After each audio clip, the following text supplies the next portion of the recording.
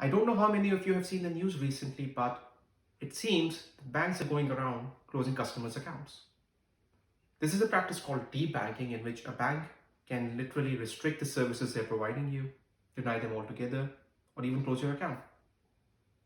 It's quite scary if you think about it, because if it's the only bank you're dealing with which has all your money, it means you can't access your funds. And then the bank, I'm not saying will take away your money, they still have to give it back to you. But it can be a few days.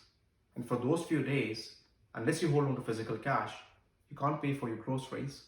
You'll have trouble paying for your utilities, any medical emergency, any other stuff you need to pay for, including your rent or mortgage.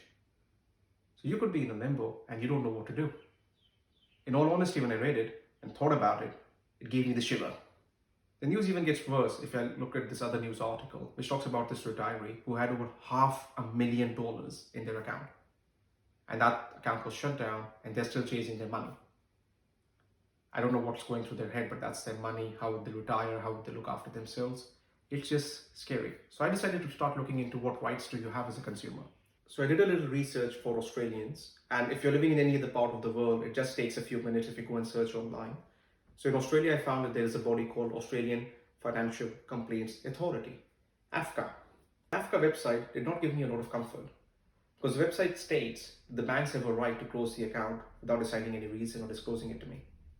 Now, if I make a complaint, they will go and investigate, and they may agree with the bank not to disclose to me the reason, which I find really weird, but as a consumer, I don't have any other recourse. So it got me really worried and thinking like, okay, how do I protect myself? And if I'm a consumer, what gates do I knock down? Or how do I make sure that I can survive in the time I need to deal with my bank to get access back to my money?